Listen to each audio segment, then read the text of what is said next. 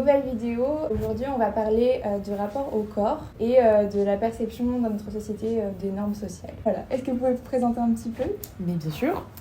Salut à tous, moi c'est Mathilde. Je suis étudiante en école de commerce et alternante et je vends du cidre. Moi c'est Agathe, je suis plus étudiante moi. Je suis graphiste et photographe pour une marque alimentaire. Ok. Salut à tous, moi c'est Alix et je suis aussi étudiante en école de commerce, actuellement en alternance en tant qu'assistante chef de produit pour des bijouteries.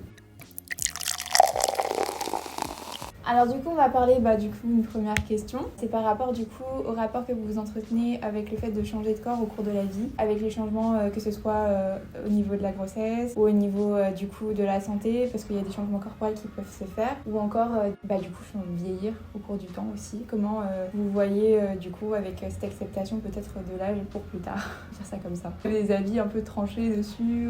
Comment vous percevez votre vie peut-être plus tard avec ce changement peut-être potentiel dans votre vie? Le fait est qu'aujourd'hui encore malheureusement on est quand même vachement conditionné par les magazines, par les diktats de beauté actuels, notamment en France qui sont quand même bien ancrés dans la société.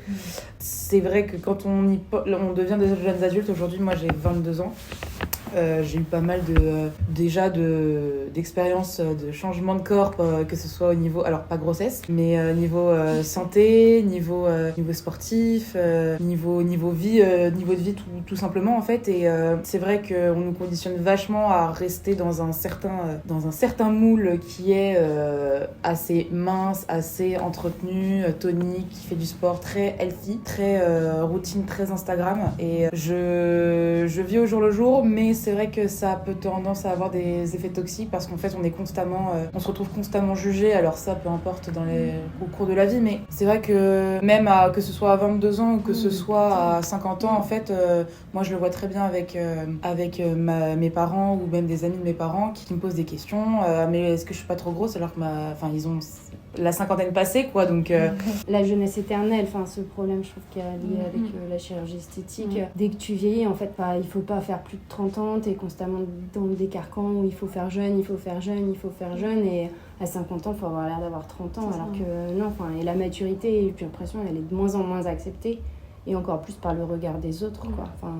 Et je trouve plus pour les femmes que pour les hommes. Ah oui, complètement. L'homme, il est comme le vin, tu vois, il se bonifie avec l'âge, tu vois, il prend de l'âge, il devient un peu grisonnant et tout. Ça devient des sex symboles, tu vois, un peu. Alors, le papa avec le one big pack de bière, excusez-moi, mais on n'est pas sur du Georges Clooney, quoi. Bien sûr. Mais tu vois, dans le Georges Clooney, le DiCaprio et tout ça, c'est des mecs, ou même pas Matt Damon, ou des mecs comme ça, tu vois, on se dit, putain, c'est des beaux mecs, tu vois, ils font encore partie du Ben Affleck, ils font encore partie de sex symboles.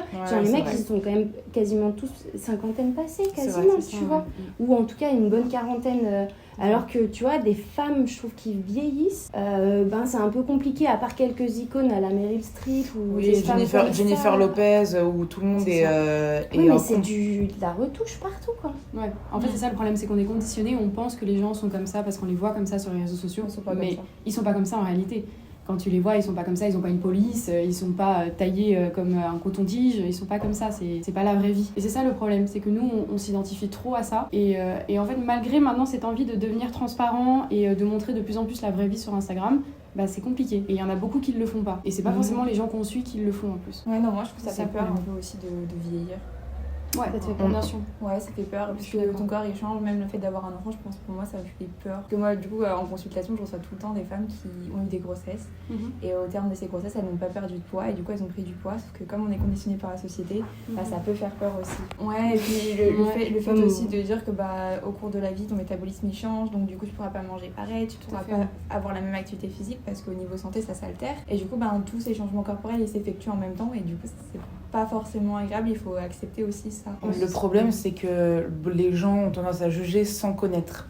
C'est ça. Pour prendre un exemple qui m'est très personnel, je vais devoir entamer, pour des raisons de santé, un traitement à base de cortisone. La cortisone, c'est connu comme étant un agent gonflant, où dès qu'on en prend régulièrement, à raison d'une fois ou plusieurs fois par semaine, on c'est pas du prendre du poids, mais c'est prendre des gonflements. Donc forcément, on sort de ces dictats de beauté qui sont le mince, fit, etc. Et j'aurais beau faire tout le sport que je veux, ça balancera pas. Et malheureusement, je sais très bien que même si les gens proches qui me sont proches le savent et qui savent que c'est pas naturel, j'aurai toujours ce renvoi où dans la société, il y aura toujours un jugement.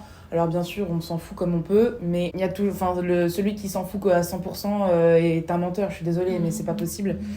Et c'est dur à assumer de se dire je sais ce que je vaux, je sais ce que je peux être, et juste là, vu que ce n'est pas de mon ressort et que ce n'est pas de naturel et que je peux rien y faire là-dessus parce que ça touche à ma santé, et j'ai pas d'autre choix que d'accepter le jugement. Mais alors, il faut se faire un travail mental et une préparation mentale qui est assez impressionnante. Et pour le coup, en plus, les gens ils vont juger en disant t'as vu, elle est entre guillemets plus grosse ou quoi que ce soit, sans se poser la question de savoir si c'est lié à une pathologie X, Y, Z, quoi. Et les gens vont juger en mode tu devrais manger moins, alors que peut-être que déjà de base tu manges pas énormément. Moi, j'ai le problème inverse. Moi, chaque fois, je passe le filtre de mais t'es sûre que t'es pas anorexique, parce que je suis plutôt fine. Filtre de mais t'es sûr que tu manges correctement, mais t'es sûr que tu manges bien et tout ça, alors que je mange 3 repas par jour, là, je mange sûrement plus que d'autres personnes. Et cette chance entre guillemets de pas ou peu stocker, et en même temps je subis aussi le regard des autres, tu vois, à l'inverse, c'est-à-dire quand t'es trop mince, tu subis aussi le regard des autres, que comme en fait quand t'es pas dans la taille 36, et c'est ça en fait. Ok, du coup, on va passer à la deuxième question. Alors, du coup, ma question, ça va être, est-ce que les régimes, les normes sociales, donc les normes corporelles, vous ont-ils conditionné à provoquer, ou ça a provoqué chez vous de la culpabilité ou de la mauvaise estime de soi? Alors, pour ma part, oui, du coup. Mais après, même en ayant encore dans les normes sociales, j'ai l'impression qu'on est quand même conditionné à vouloir rester dans cette norme-là, de dire qu'on peut pas bouger. Et même si notre corps, il est bien, ça fait quand même la pression. Il y a quand même une pression sociale quand même. Et le moindre écart te fait justement culpabiliser, te dire zut, là aujourd'hui je me suis fait plaisir, du coup demain il faut que je fasse attention. Ouais, et c'est un travail très compliqué parce qu'après du coup au niveau alimentaire on se dit en fait si je mange trop je vais grossir, et puis dès que l'on grossit on se dit j'ai grossi donc je rentre plus dans les normes sociales d'ici quelques temps en fait. Ouais, alors qu'en fait pas forcément, et on peut s'accepter comme on est, je pense. Puis les normes sociales à une époque elles étaient différentes quoi. Elles changent tout le temps.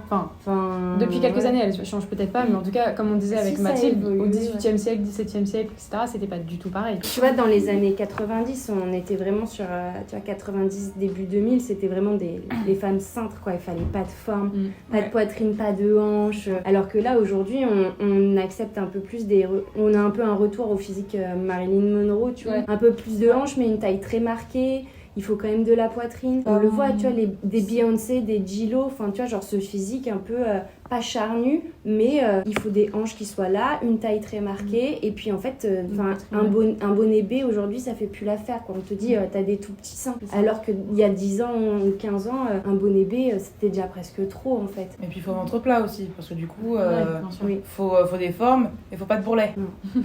En fait, c'est un peu le physique des fitness girls, si on peut dire, en fait. Tout simplement, ça veut dire que... Il y a une apologie des fitness girls, c'est... Mais sachant qu'elles sont, les 3/4 sont fait refaire les seins, parce qu'en fait, quand t'es musclé du torse, t'as plus la poitrine aussi énorme, quoi. C'est ça. Le problème, c'est que tu peux plus être naturel, entre guillemets. Faut forcément avoir eu recours à quelque chose pour pouvoir garder ce diktat de beauté. C'est vrai.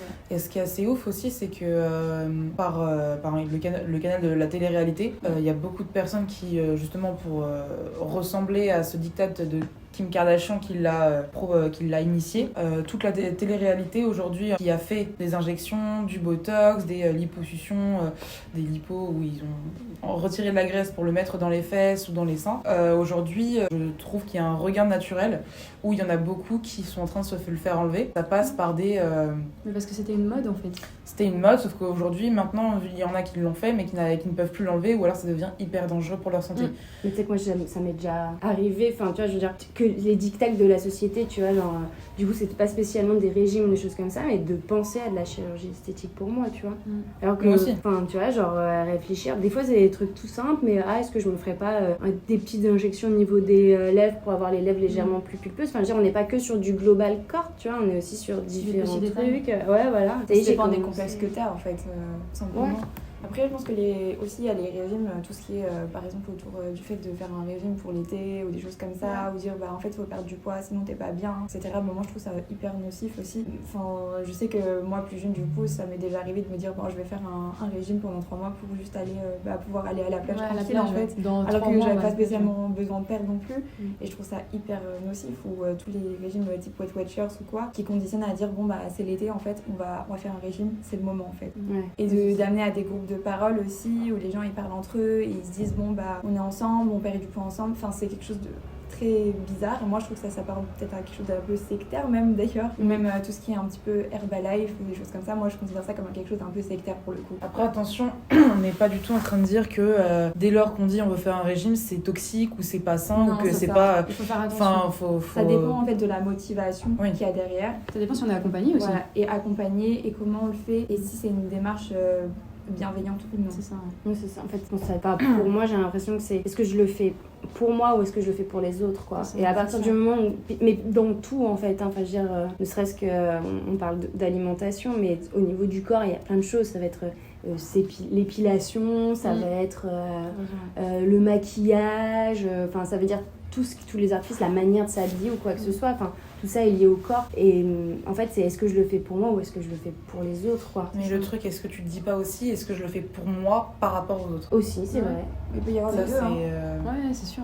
Moi je sais que des fois je m'habille d'une certaine manière alors que j'aurais envie peut-être de m'habiller autrement parce que je me dis ça passerait entre guillemets moins bien, tu vois. Alors après j'ai de la chance de faire un métier où j'ai pas trop de normes, limite plus je suis extravagante mieux c'est, mais c'est vrai que quand j'ai eu les cheveux qui sont passés par toutes les couleurs de cheveux, j'avais des potes qui me disaient ah ouais mais ça fait pas bizarre à ton travail, nous on pourrait pas, les potes avocats ou autres, et je trouve ça dommage que je veux dire c'est une forme, pour moi c'est une forme de régime qui est dictée par la société, quoi. Je veux dire on n'est plus sur du régime alimentaire mais on est quand même sur un régime physique de la société te dicte qui tu dois être, l'expression de soi-même en fait. Ouais. Je suis partie au Japon il y a quelques années. Pour le coup, le Japon, c'est un pays très connu pour être hyper cadré, hyper normé, très dans le moule, peu d'écart. Et pour le coup, c'est l'un des pays où j'ai vu le plus de libération, le plus d'expression en fait de sa personnalité, de soi-même, parce que il y a ce mélange des cultures entre les buildings et la génération très high-tech, très technologique. Il y a du jugement sur autre chose évidemment, mais là-dessus c'est ancré dans la société qu'il n'y a pas de souci et qu'un truc ne va pas te définir, et c'est pas parce que tu es patron, tu es PDG de la plus grande tour de Tokyo que tu peux pas aller prier au temple à côté en kimono, que tu peux pas être fan de manga et de cosplay, quoi. Et c'est vrai que ça m'avait mis une belle claque quand je m'en étais rendu compte, parce que je me suis dit il y a quand même de l'acceptation qui est un cran au-dessus par rapport à nous. Même sur le poids, je veux dire, les sumos sont un peu mis en adoration, en fonction des cultures aussi, c'est-à-dire que nous on a notre filtre occidental qui filtre notre vision du corps et tout ça, mais c'est vrai que quand tu regardes tu vois, dans les pays arabes c'est encore une autre vision. J'avais lu un truc sur ça où il y avait une fille qui disait justement que elle avait habité je sais plus je crois au Maroc ou quelque chose comme ça, et que là-bas toute son enfance du coup on lui parlait pas de corps en fait, on lui disait pas non mais t'es grosse ou t'es mec, ça existait pas, et le jour où elle est venue en France c'est là où ça a commencé. Et que finalement c'est là où on l'a conditionnée, elle a développé des troubles alimentaires suite à ça, suite en fait aux normes sociales qu'on lui impose de dire ton corps il doit pas être comme ça. Ouais, mais ça m'étonne même pas en fait. Ça devrait, et en fait je me dis effectivement la culture arabe fait que la femme est plutôt amenée à devoir masquer ou en tout cas cacher son corps, et c'est vrai que t'arrives je dis en France mais on va dire en Occident, quoi. Et là où l'influence de la culture arabe étant moins importante, vu que c'est des pays, par la France par exemple c'est un pays laïque, et que du coup la liberté de corps, en tout cas d'expression de qui tu es sur l'extérieur est plus libre, mais en même temps c'est plus libre, et puis en même temps ça t'enferme encore plus comme cette personne qui a développé un trouble alimentaire, parce que en fait la société lui dit t'es libre mais en même temps tu dois rentrer dans des cases, quoi. Donc forcément ça entraîne de la culpabilité, et oui ton estime de toi elle baisse, ta confiance en toi elle baisse, parce que t'as tout le temps même si tu te dis moi je suis dans mon corps, t'as toujours ce rapport aux autres où t'as besoin de sociable. Malheureusement c'est comme ça aujourd'hui en France et en Occident. Il y a quand même ce rapport qui définit l'étiquette que tu vas avoir. Au-delà du rapport aux autres, t'as aussi le rapport aux chiffres, comme vous disiez tout à l'heure, l'IMC. Moi c'est ça qui m'a fait beaucoup culpabiliser étant plus jeune, c'est qu'en fait j'avais un IMC, je me rappelle plus exactement, mais c'est l'IMC parce qu'il fallait toujours toujours le calculer. On disait toujours qu'il fallait avoir une différence de 10 entre ta taille et ton poids. Et moi, non mais vraiment, mais ça l'a sûrement jamais été en fait. Mais c'est juste c'est ce qu'on se disait. Et moi c'est ça qui m'a fait vachement culpabiliser. Donc je faisais attention à ce que je mangeais pour pouvoir rentrer dans ce diktat là, dans cette politique là. Et le problème c'est que j'avais un rapport aux chiffres qui était hyper malsain parce que je voulais toujours rester. Moi je me mettais une marge, je me disais je veux rester entre tant et tant de kilos. Donc en fait c'est pas ça la vie. Et en fait c'est ce rapport aux chiffres moi qui a donné mon rapport au régime etc qui est devenu hyper malsain parce que je faisais tout pour rentrer dans cette petite case parce qu'évidemment je me mettais une marge vraiment rikiki entre le kilo le plus bas que je voulais avoir et le kilo le plus haut. Et en fait c'est ça qui m'a fait avoir des problèmes je pense. Et maintenant j'ai compris, avec le recul j'ai compris qu'en fait c'était pas un rapport aux chiffres, on s'en fout du chiffre, ce qui compte c'est que tu sois bien dans ton corps. Et c'est plus à ça maintenant qu'il faut faire attention quand on fait des régimes et comme tu disais il faut être accompagné. Mais je pense qu'il faut aussi diminuer ce rapport aux chiffres qui est un peu trop malsain et qu'on développe un peu trop facilement avec tout ce qu'on nous a éduqué. En fait moi ce qui est très drôle c'est que aujourd'hui moi je veux juste dire que le poids de forme en fait il est différent chez chacun. Et c'est-à-dire qu'il y a une personne elle peut être au-dessus de l'IMC, être à son poids de forme et être très bien dans son corps et si elle descend en dessous de son poids de forme, elle est fatiguée, elle est pas bien et du coup c'est pas un poids qui lui convient. C'est ça. Bien sûr. Et d'autant plus que par exemple des fois il y a aussi des personnes à l'inverse qui perdent du poids sans vraiment s'en rendre compte et qui font pas exprès. Moi je me suis retrouvée du coup dans les deux cas de figure, peut-être pas au-dessus de l'IMC mais à trouver le poids de forme et à un moment donné je perdais du poids, je comprenais pas et j'étais là, je perdais et j'étais là je comprends pas alors qu'en fait il y a une acceptation aussi de ça qui est difficile dans les deux sens. En fait c'est pas autant prendre du poids mais aussi en perdre et j'ai eu le problème là récemment, c'est-à-dire qu'en avril dernier j'étais à peu près 58 je crois, quelque chose comme ça. Et en septembre, j'ai dû perdre 4 ou 5 kilos. Tout le monde l'a vu, sauf moi. C'est-à-dire que moi, je me suis vraiment pas rendu compte. Et l'électrochoc, ça a été quand j'ai vu ma photo en avril, dans la story à la une. Puis ensuite, ma photo que j'avais mise 2 jours avant. Et en fait, en passant l'une à l'autre à côté, j'ai dit il y a un problème. Oui, t'as eu la dysmorphophobie, c'est ça que j'en ai toujours d'ailleurs, je pense. Ouais. Je me rends toujours pas compte. Moi, je vois des photos de moi et j'ai pas l'impression, des fois je croise des filles dans la rue, je me dis elle est vraiment maigre, des choses comme ça, et je me dis et en fait quand je vois des photos au niveau de mes jambes ou quoi que ce soit, je me dis ah ouais mais en fait j'ai pas conscience que j'ai les jambes aussi fines que ça quoi. Ouais moi aussi, c'est pareil. Malheureusement j'ai beau essayer de prendre, ça prend pas, enfin voilà, mais c'est vrai que j'ai l'impression qu'on se voit toujours plus gros que l'on l'est vraiment. Le problème c'est que je pense qu'il y a aussi une histoire que si tu es trop bien, si tu te vois comme tu es, tu vas dégager un peu de la confiance en toi. Je sais pas si vous voyez ce que je veux dire, genre tu vas dégager un peu de confiance en toi et les gens vont justement te rabaisser en disant ouais mais là non du coup. Je sais pas comment expliquer mais c'est genre si tu vas paraître peut-être trop prétentieux ou trop à l'aise avec qui tu es avec qui tu es et avec ton corps. Ça va créer un problème vis-à-vis des autres qui eux ne se trouvent pas suffisamment bien. Exactement. Et du coup ils vont te rabaisser pour pouvoir que tout le monde soit au même niveau de mauvaise acceptation de soi. Donc c'est tirer le monde vers le bas. La jalousie quoi.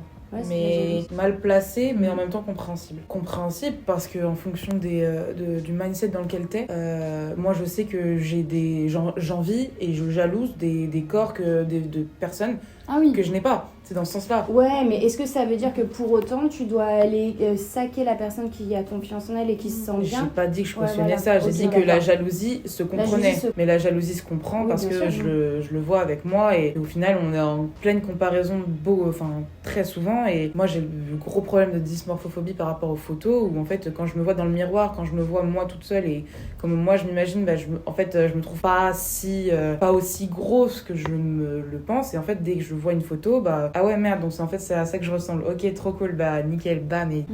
iPhone, je suis désolée, mais le rapport du corps quand tu prends avec une photo avec l'iPhone n'a rien à voir par rapport à ce que tu es parce que... Explique. J'ai un exemple, c'est moi j'ai pas d'iPhone et la dernière fois on a pris une photo de moi avec un iPhone en entier et j'avais la comparaison du même jour avec la même tenue, une même position et en fait mes jambes étaient beaucoup plus allongées, beaucoup plus fines qu'elles ne sont en vrai et mon haut du corps était beaucoup plus développé qu'il ne l'est en vrai. Ça a inversé totalement en fait mon corps en fait. Pareil, on regardait 2 photos de mon téléphone et celle du coup de l'iPhone. T'étais droite J'étais droite, normal, j'étais debout, j'étais en entier et mes jambes étaient très très fines par rapport à ce qu'elles sont en vrai. Sur l'autre photo, elles étaient comme je le pensais finalement. Et donc là, l'iPhone aussi conditionne à ça. En fait, avec des filtres, etc. Je sais pas si vous avez remarqué, mais dès qu'on prend une photo avec iPhone, on se sent plus beau que si on prend avec un Samsung. Ils mettent des filtres et c'est ça qui fait que du coup, les gens ils achètent aussi iPhone pour ces raisons-là parce qu'ils pensent que la qualité de photo est bien alors qu'elle l'est pas. C'est ouf. Pas du tout. C'est chaud. Ouais, mais c'est pas surprenant. Ah merde. En même temps, c'est pas spécialement. Alors, en étant dans le métier, je suis pas sûre que ce soit des filtres. Je pense que c'est juste les tailles d'objectifs, de capteurs et tout ça qui sont à l'intérieur. Mais ça, pour le coup, on peut le faire avec. Après, il y a les filtres de beauté qui est toujours sur mais ça, sur les Instagram, les machins, surtout, les trucs, moi, je les utilise pas, mais. Tu peux même moi sur mon appareil quoi. photo il y a un filtre qui est mis filtre beauté tout le temps. Ça te lisse la peau et c'est ça, ça te rajoute du mascara sur tes cils, le trait de liner parfait que tu n'arriveras jamais à faire. Jamais.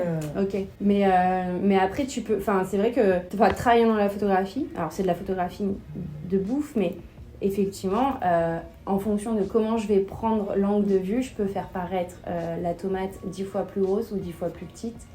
Et tu peux tricher sur plein de choses sans aller jusqu'à Photoshop. Tu as déjà rien que au moment de la prise de vue, comment tu positionnes l'appareil photo en fonction du cadrage, de la lumière, comment positionner la lumière, tout ça. Tu peux déjà faire énormément de choses sans Photoshop. Et c'est ça qui est malsain aussi, c'est que il y en a qui sont habitués, les influenceurs, les photographes, les mannequins, tout ça, à savoir comment positionner tout ça. Puis toi après derrière tu vas au même endroit qui était hyper instagrammable devant ton mur rose et t'as envie de faire la même photo. Le mur rose il est pas si rose que ça finalement. Voilà, du coup on va passer à la troisième question. Donc là ça va toucher plus le body positive et du coup le mouvement du coup qui a été créé il y a déjà plusieurs années et ça rejoint un petit peu sur la question d'avant mais du coup un peu plus approfondi. Donc vous en pensez quoi un peu de ce mouvement en termes général? Moi je suis pas sûre qu'il apporte beaucoup de bon. En fait, je trouve qu'il donne un autre diktat. Je veux dire, c'est body positive, mais en même temps, maintenant, les femmes qui sont dans le body positive, elles ont parfois, je trouve, un peu toutes le même physique, quoi. Je veux dire, en fait, on a appelé body positive et on a mis... j'ai l'impression, après, c'est mon ressenti, mais que maintenant, c'est principalement des femmes qui sont bien en chair, qui ont des formes et tout ça, qui a ça dans le body positive, mais on a oublié plein d'autres problématiques corporelle, tu disais plus mince, pas de sein, les problèmes de peau, des choses comme ça en fait. Et j'ai l'impression que dans le body positive, on n'y a mis que les femmes rondes. Ouais, parce que c'était ça l'origine du mouvement. Pour moi, ça a été volé par justement d'autres personnes qui étaient dans les normes sociales et du coup du Insta vs réalité. C'est ça, et ce que j'allais dire. C'est ça qui est, moi je trouve c'est ça toxique en fait. Alors je dis pas pour tout le monde, mais même si oui elles sont dans le body positive, elles vont montrer Instagram vs reality, mais elles vont quand même poster le Instagram pour certaines. Je dis pas pour toutes, je dis pour certaines. Et ça. Alors, encore une fois, ça dépend qui. Mais du coup, c'est ça qui me pose problème. Pour certaines, encore une fois. Et comme dit Agathe, ça concerne pas tout le monde. Et c'est ça qui est dommage, parce que normalement, ça devrait concerner tout le monde.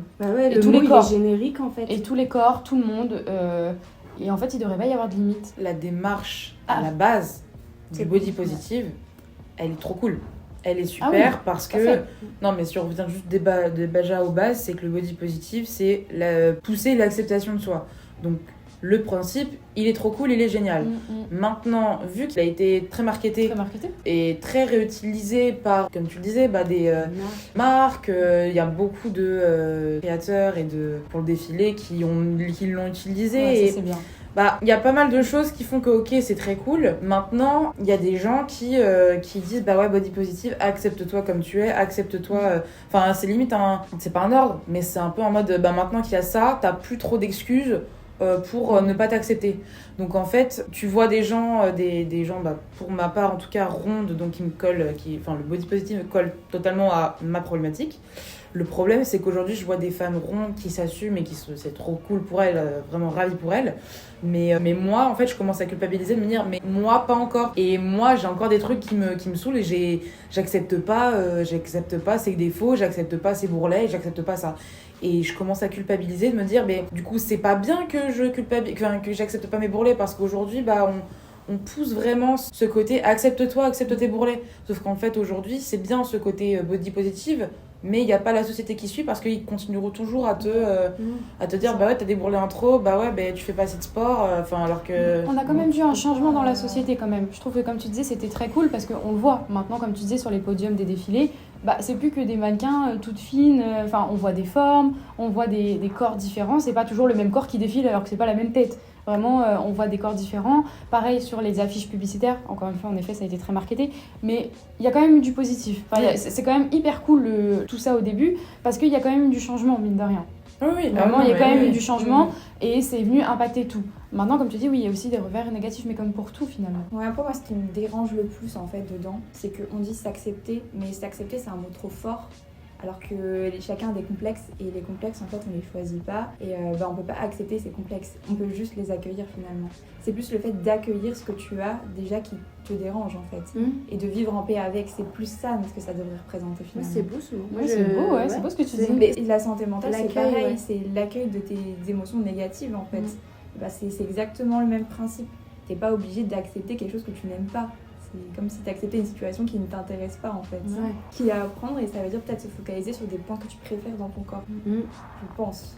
Après c'est mon point de vue mais je sais que c'est pas le point de vue de tout le monde. Mais aussi le fait que du coup, comme ça représente pas tous les corps aussi, il y a une certaine non-légitimité aussi pour les gens qui sont comme moi, qui soient pas dans ce body positivisme. Et qui du coup culpabilise. Moi j'ai eu beaucoup de non-légitimité à me représenter à ce mouvement-là, donc du coup il y a aussi de la culpabilité. C'est ça, ouais. Pour moi vraiment, après c'est ma vision de l'extérieur, mais c'est ta vision personnelle aussi. Ouais, enfin tu vois, moi j'ai l'impression que ça n'a accepté, mais comme j'ai dit au début, que les personnes en surpoids et effectivement que quelles que soient les personnes X, Y ou Z sur d'autres trucs, tu pouvais pas entrer dans ce mouvement qui paraît parfois d'être un peu sectaire aussi, tu vois, genre sur les femmes rondes. Et tu vois, quand t'es pas une femme ronde, tu peux pas être dans ce body positif alors que t'as aussi des complexes. Enfin, tu vois, genre, moi aussi j'ai des complexes sur des choses, tu vois, et je peux pas rentrer dans ce mouvement-là parce que j'ai pas de rondeur. Non, parce qu'aujourd'hui, pour la société, t'es pas légitime parce que ton corps correspond au dictat de la beauté et que tu peux moins te plaindre qu'une femme qui est ronde parce que les rondeurs depuis 10-15 ans, c'est taclé à fond. Et encore, je correspond pas au dictat de la société parce que j'ai du mal à trouver des fringues à ma taille. Parce que j'ai pas de hanches, parce que je suis trop maigre, à chaque fois j'ai le choix que d'aller m'habiller au rayon enfant, quoi. Ouais, mais ça c'est moins mis en lumière que pour le coup les femmes rondes et le fait qu'il n'y ait pas de grande taille ou que c'est diversifié. Mais justement, moi, de mon point de vue, c'est vrai que j'avais moins ce point de vue côté très extrême, quoi. Et c'est vrai que quand tu en parles, je découvre aussi un autre petit bien sûr. monde. Mais non, mais tu vois, c'est vachement bien parce que je pense qu'il y a des marques type les Zara, les machins, tout ça, où ils ont élargi leur gamme et ils ont commencé à créer de plus en plus de grandes tailles. Vraiment, à l'inverse, trouver un 32, c'est mission impossible. Faut aller chez les enfants. Voilà, faut aller chez les enfants, quoi que ça. Moi, je n'achète mes pantalons que chez Levi's parce que chez Levi's, ils descendent donc l'équivalent ils appellent ça le 23, c'est comme si c'était un 33 français, ça n'existe pas en France, mais enfin voilà. Et c'est les seuls où j'arrive à rentrer quand même un peu mes cuisses ou quoi que ce soit, et en même temps, quand je prends des tailles hautes, je me retrouve pas avec ça qui baille derrière. Ah ouais, non, ça c'est une catastrophe. Et mine de rien, c'est un budget. C'est un budget, se fringuer, autant que pour des femmes rondes. Enfin, je veux dire, non, bien sûr. Ou alors les femmes qui ont souvent les femmes pulpeuses ont aussi des bonnes poitrines. Trouver un soutif à leur taille, c'est la croix et la bannière, tu vois, et c'est un énorme budget. Et alors le body positive c'est bien parce qu'on a élargi et on a pris conscience en fait qu'il y avait des gens qui n'étaient pas dans la norme et que tout le monde ne faisait pas un 36, donc on a élargi les gammes de vêtements, de machin, quoi que ce soit. Par contre, c'est pas le même budget, quoi. Si tu es en dehors des dictats de la société, vivre au quotidien, c'est un autre budget, quoi. C'est surtout un comble en sachant qu'il y a une grande majorité des femmes qui taille 42 et que tu trouves que du 36 ou du 38, et t'en as eu aussi beaucoup qui font moins de 32, quoi. Et donc t'as pas d'extrême, c'est compliqué de trouver un 42, c'est compliqué de trouver un 32. Par contre, il faut que tu sois 36, 38, 40 max et encore, tu vois. Mais 40, c'est la norme en France. Alors, la moyenne, c'est 40 et la norme, c'est 36-38, on va dire. Oui, c'est ça, plus de 38, ouais. La norme donnée par la société. Ah, par la société, c'est 36-38, mais c'est par ça. contre, en termes réels, c'est plutôt 40. Mais c'est surtout qu'il y a les femmes qui sont grandes, par exemple, elles mettent du 40 sans être grosses, entre guillemets, enfin, tu vois, genre, sans être juste parce qu'en fait, mais c'est ça, enfin, juste parce qu'en fait, plus t'es grand, plus t'es large de hanches, parce que c'est normal, il faut que tu tiennes sur tes jambes, tu vois. Si t'avais des hanches de la taille d'un 32, tu te casserais la gueule. Mais comme quand t'es grand, t'as des grands pieds. À un moment, il faut que ton corps puisse tenir debout. Enfin, non, mais c'est ça, tu vois, on donne des structures, tu sais, genre, il faut faire ci, il faut faire ça, pour faire un 36. Bah oui, mais en même temps, si tu fais 1m80, si tu fais un 36, tu te casses la gueule. Bah oui. Si tu fais 1m80 et que tu choses du 35, tu te casses la gueule aussi. Enfin, je veux dire, à un moment, c'est juste, tu sais, genre, c'est la nature qui fait c'est la nature, c'est juste normal, quoi. Et en même temps, quand tu fais 1m50, effectivement, des fois, il te faut un 32 ou un 34, et puis t'as des tout petits pieds aussi. Parce que t'as pas besoin de faire du 42 quand tu fais 1m50 quoi.